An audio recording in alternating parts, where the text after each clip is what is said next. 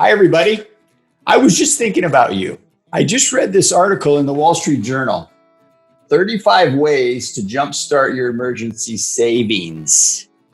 Now, I'm not going to go through all 35 of these, but I do want to highlight 5 of the most important ways to jumpstart your emergency savings. The sad lack of emergency savings is well known, and it's never been more apparent or dangerous than our current environment.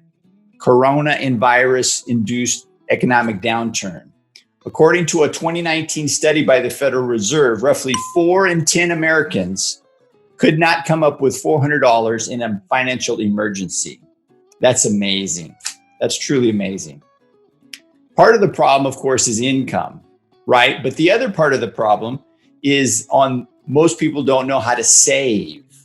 They want to put aside money, but it just seems too daunting. They don't even know where to start. So that's what this article is all about. They went out and asked financial advisors, behavioral economists, and others to help. So I wanted to highlight some of these that would be useful. The first one was borrow from the future. This is basically the idea of stopping contributions to your retirement account until you save an emergency fund. A lot of people really hate that idea. But it's basically the idea of take the amount that you're investing in your retirement plan that's over and above the company match and split it between savings and investing until you reach your fund goal. I would simplify that and just say, turn off anything above the match and save it to your emergency fund until you get an emergency fund. Now, when we talk about an emergency fund, our rule of thumb is 3 to 6 months of expenses in cash. 3 to 6 months of expenses in cash as an emergency fund. So number 1, stop the contribution above the match to your retirement plan. I know you hate the idea, but going into debt in an emergency is even worse. Okay, number 2 is an even newer idea. It's called the change adds up. There's a couple new apps. One's called Digits, the other one called Acorn. And what these apps do is they connect your phone through your credit card and your debit card, and it rounds up to a dollar amount, and it adds up over time. When it rounds up, it takes the extra change and puts it into your savings account. All right, number 3, this is not earth-shattering. Get a side hustle and earn some extra income. I have several friends that do DoorDash, and they're making incredible money in their spare time doing DoorDash. So get an emergency fund, get a side hustle to build that emergency fund. All right, number 4, sell and save.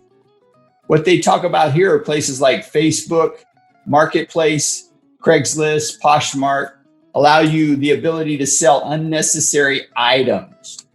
Have a yard sale, get that emergency fund built up, and it will put you in a whole new category. All right, number 5. Call this one, don't look. I call this one, pay yourself first. Basically, the idea is when you get paid is put aside your savings amount into a savings account.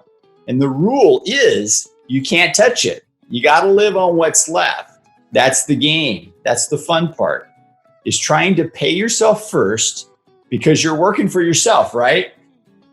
You are getting paid from someone else, but you're working for yourself to pay your bills and take care of your family.